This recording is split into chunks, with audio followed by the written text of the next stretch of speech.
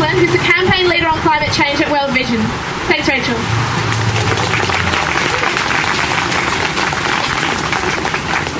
Thanks, Victoria, and welcome everybody to this glorious Melbourne wintry day. 1992 was the year of the first United Nations Conference on Environment and Development in Rio de Janeiro, and the year in which the United Nations Framework Convention on Climate Change was first drafted. It was also the very same year that all Australian state and territory governments endorsed the National Strategy for Ecologically Sustainable Development. Yes, I can. The strategy's core objectives included to enhance individual and community well-being and welfare by following a path of economic development that safeguards the welfare of future generations.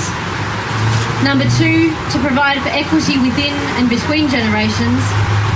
And number 3, to maintain ecological processes and life support systems. Most importantly, this strategy had a key principle that where there are threats of serious or irreversible damage, a lack of full scientific certainty should not be used as a reason for postponing measures to prevent environmental degradation. We are 18 years on, 2010, and just how far have we come?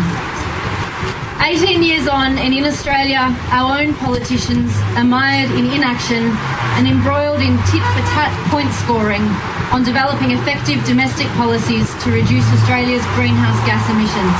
Reliable temperature records began. For those Victorians who are already suffering from persistent and severe drought, and for those who during recent summer heat waves have sweltered, for those who lost homes and loved ones in the tragic Victorian bushfires of 2009, the implications of climate change on the health and well-being of our own communities is terribly real. While communities in developed countries like Australia might find it difficult to cope with the impacts of climate change, the poorest people in developing countries face even greater challenges. Asif Iqbal is a World Vision Program Development Coordinator in Pakistan who blogs regularly. In his latest blog written on Friday about the Pakistan floods, Asif writes, "In the KP district alone, 9,000 millimetres of rain have been recorded in 1 week, which the province usually receives in an entire year. There is a big risk of a food crisis after damages to crops, while the outbreak of waterborne diseases is getting high after flooding. For me and many, immediate support to flood survivors is vital. However, until the world's leadership becomes serious about taking action against climate change, and until, side by side, governments become more efficient and transparent in good governance, tragedies like in Pakistan will continue to hit the dignity of people around the world."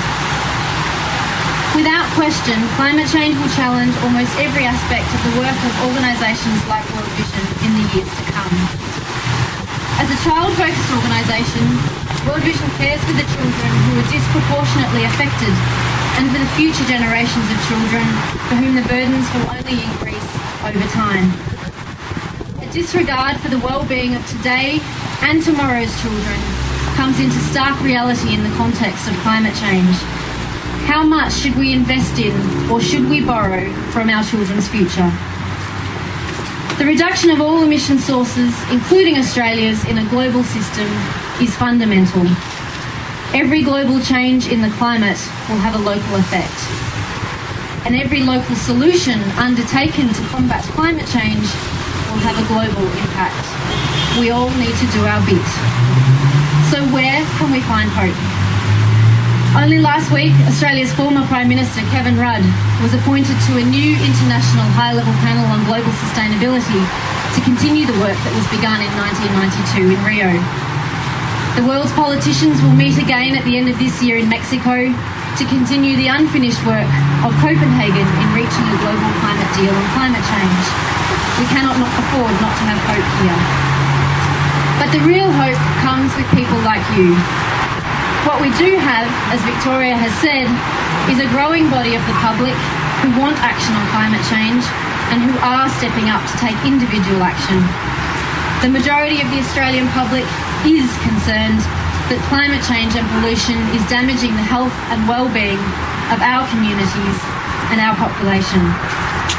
Civil society needs to come together like they are coming together today, again and again and again, to build an unprecedented movement of people creating and demanding of their politicians an equitable and a sustainable future.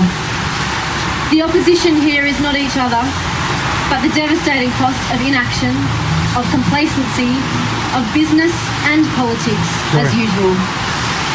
The goal here is not to create fouls or own goals, but to use teamwork to create a safe climate and to deliver climate justice and equity for all. We already have you and the majority of the Australian public on board. The only team here that is missing now are our politicians. Australia can be a leader and set an example to the world in clean energy. We can create a cleaner and a healthier environment in Australia, which will in turn create a better future for our children and for the world's children.